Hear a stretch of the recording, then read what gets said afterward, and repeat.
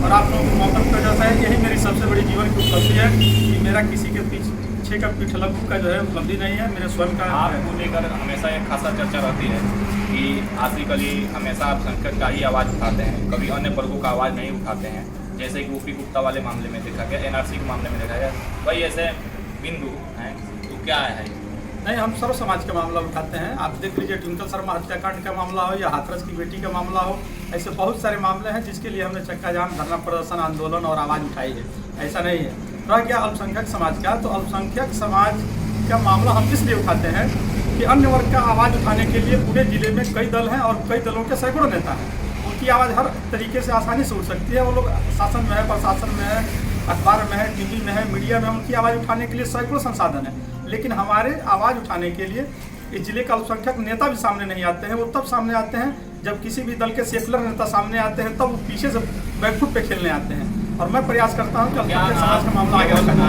आप मानते हैं कि केवल आप अल्पसंख्यक समाज का मामला उठाते हैं? नहीं, बिल्कुल नहीं। मैं सर्व समाज का उठाता हूँ। इस पूरे कुशीनगर जिले में हिंदू मुस्लिम एकता के रूप में आपके इस भाई की पहचान है। अगर जो सिर्फ मैं अल्पसंख्यकों का मामला उठाता तो आप स्वयं बताएं कि मुझे जो है हिंदू मुस्लिम एकता के प्रतीक रूप में कैसे जाना जाता है जिले में।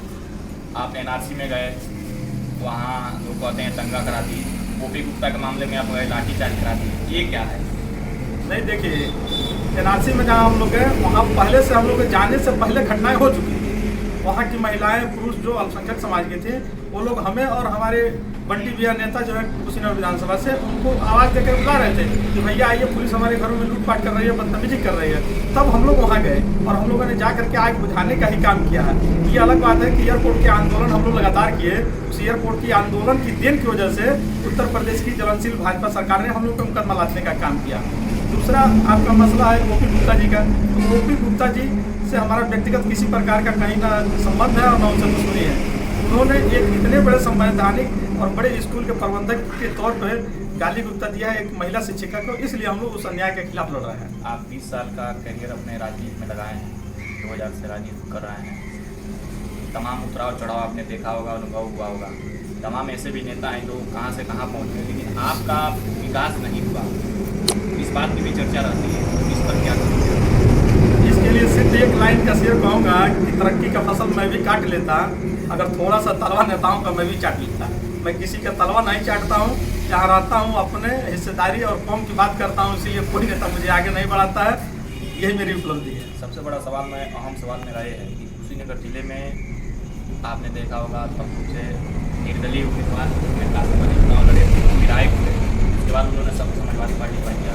कुशीनगर में अल्पसंख्यक कोई नेता आगे क्यों नहीं बढ़ पाता है और किसी पद पर क्यों नहीं जाता है? देखिए, जहाँ तक अल्पसंख्यकों के आगे बढ़ने की सवाल है, तो मेरा सीधे तौर पे आरोप है कि किसी भी दल में इस जनपद के जो भी अल्पसंख्यक नेता हैं, वो स्वयं किसी नौजवान मुस्लिम नेता को आगे नहीं बढ़ने देना चाहते हैं। मैं किसी का नाम नहीं लेना चाहता, लेकिन वो स्वयं किसी को आगे नहीं बढ़ने का मौका देना चाहते हैं।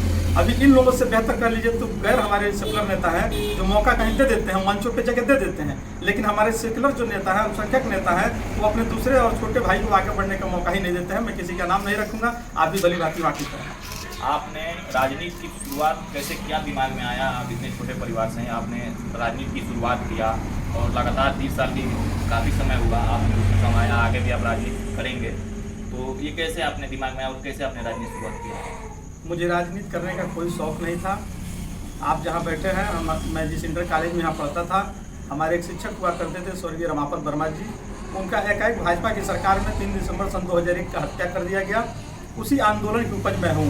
मुझे लगा कि जो है इस तानाशाही और भ्रष्टाचार सरकार के खिलाफ मुझे लड़ना चाहिए। धीरे धीरे परिस्थितियाँ बदलती गई और आज इस भाई को जो है आगे बढ़ने का मौका राजनीतिक रूप से तो नहीं मिला, लेकिन समाज में आंदोलनकारी नेता के रूप में मैं आगे बढ़ना चलाएंगे। तमाम जिले में जब कोई घटना घटती है तो सबसे पहले आप वहाँ पहुँचते हैं। ये इस तरह की जानकारी आपको क्या सोशल मीडिया के माध्यम से पढ़ के जाते हैं या कोई देता है, बुलाता है? इसमें देखिए, आपके इस भाई को पूरे जिले में लोग जो है जानते हैं और अधिकांश लोगों के पास हमारा मोबाइल नंबर भी मौजूद है और बाकी कुछ चीज़ें आप जैसे भाई जो सक्रिय हैं सोशल मीडिया पे, अखबार के हैं, पत्रकार हैं, वो लोग भी बताते हैं।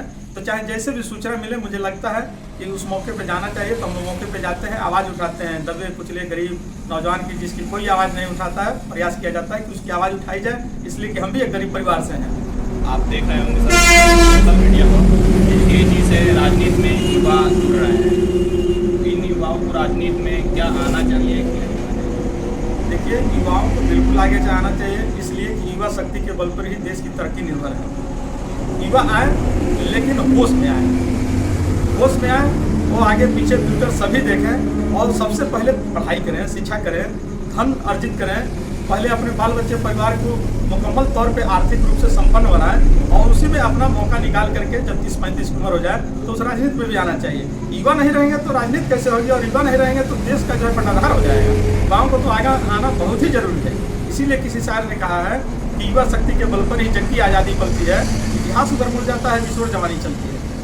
आप एक अच्छे वक्ता के रूप में जाने जाते हैं और तमाम आप सड़कों पर बैठे हैं, धरना दिए, आंदोलन किए, ज्ञापन दिए। क्या इसकी कोई संख्या आपने आज तक कितना धरना प्रदर्शन किया है? नहीं, इसका संख्या मैंने कभी नोट नहीं किया है। ये सब नोट टोकर हैं जिन्हें MP MLA बनना हो, जिनका अपना शौक हो किसी पद को पाने के लिए। हम इन सब चीज़ों में विश्वास नहीं रखते हैं। एक आध दो चार चीज़ें हैं जो आरक्षण से संबंधित हैं, उन सब चीज़ों के लिए जो मैंने आंदोलन किया है, मेरे पास डायरी भी मौजूद है। उस डायरी को मैं आपसे 1 मिनट के लिए समय लेकर दिखाना चाहूँगा कि इसमें समय समय पर सभी पार्टियाँ हमारा वोट लेती हैं।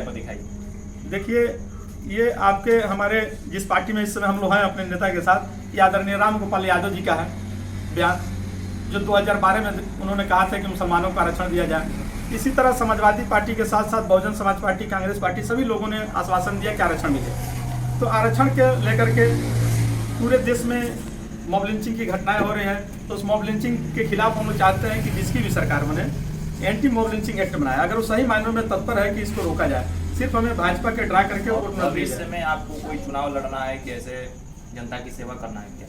देखिए, सही बात तो यह है कि मुझे कोई चुनाव भविष्य में भी नहीं लड़ना है, ना सभापति लड़ना है, ना प्रधानी लड़ना है, ना चेयरमैन लड़ना है, ना विधायक लड़ना है। मैं सिर्फ समाज की सेवा के लिए हूँ। मैं बिना मकसद का जो है लोगों की सेवा के लिए इस जिले में तत्पर हूँ। जहाँ मेरी आवश्यकता पड़ेगी लोग याद कर सकते हैं। इस समय आप देख रहे थे हमारे साथ मोमिन अंसार सभा का जिला महामंत्री हैं और इनको आप सुन रहे थे। बहुत बहुत धन्यवाद सर आपको। आपको भी बहुत बहुत धन्यवाद हमारी आवाज़ को पहुँचाने के लिए।